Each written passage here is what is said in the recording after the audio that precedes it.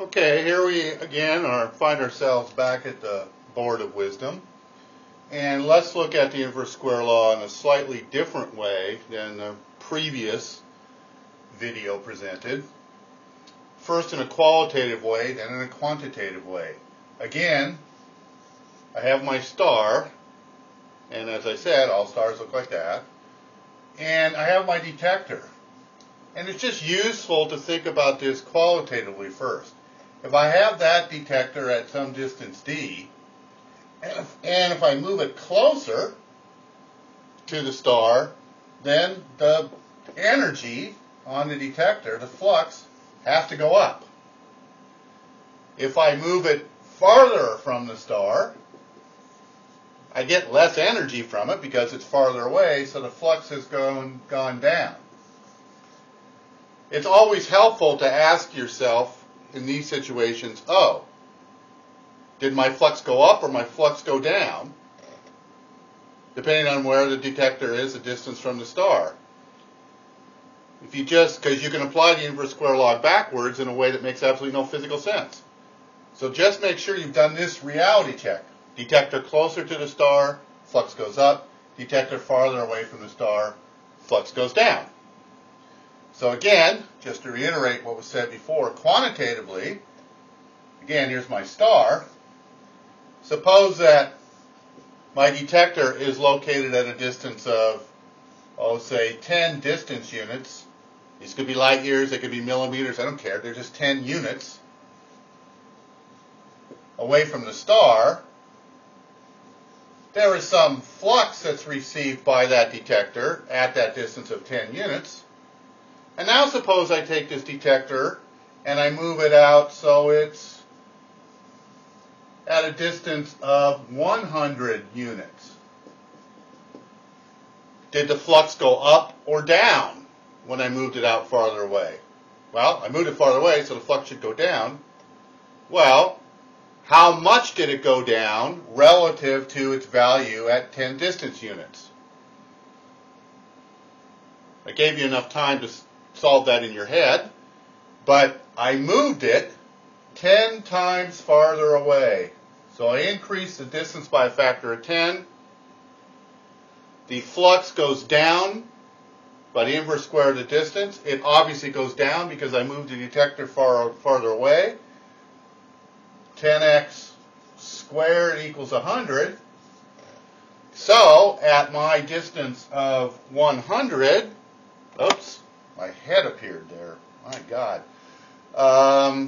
Then my flux at a distance of 100 units is 100 times less than my flux at a distance of 10 units.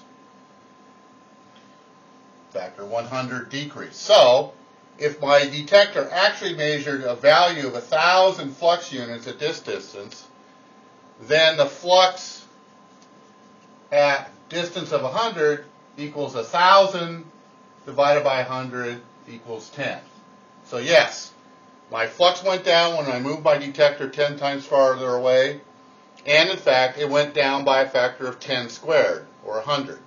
So I take the flux I detected at some calibrating distance, 10d, I move my detector some distance ratio with respect to 10d, in this case it's 10 times farther away, so my flux at detector location B here has to be whatever the flux is at location A divided by 10 squared, or divided by 100.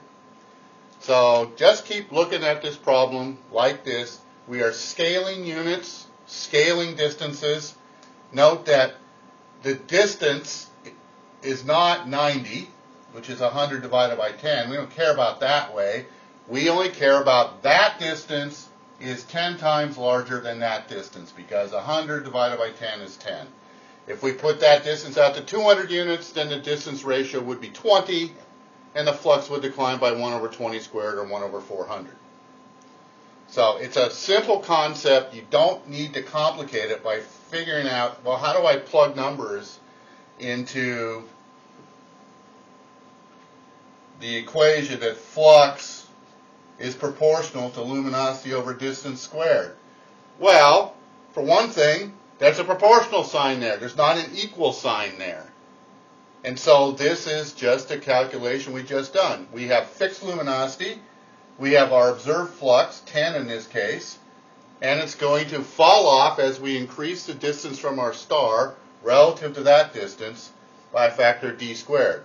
So if I move the detector out to 20d, then the ratio between 20 and 10 is 4, so d is 2, so d squared would be 4.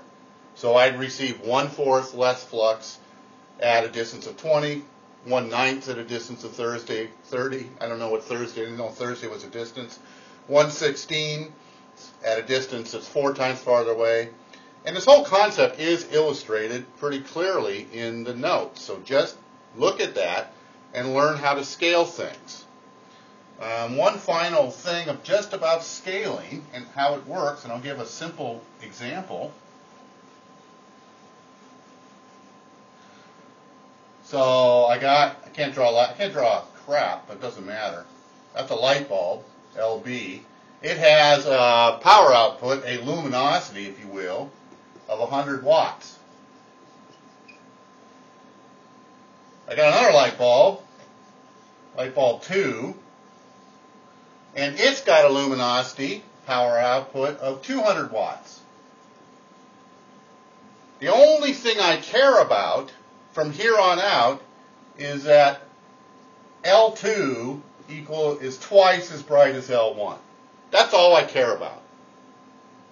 So if I had a detector here at some fixed distance d from L2, and I have a detector here at the same distance from L1, the flux that I receive on this detector, A2, that's A1, since the source, L, is twice as bright as the other source, then I will receive 2 times the flux for detector A as I will for A1, because L is half as bright, L1 is half as bright as L2. So this is just scaling. We don't care about that. We don't care about that. We certainly don't care that the difference in brightness between that and that is 100 watts. We don't care about that. What we care about is that light source is twice as bright as that light source. Thus endeth the Board of Wisdom.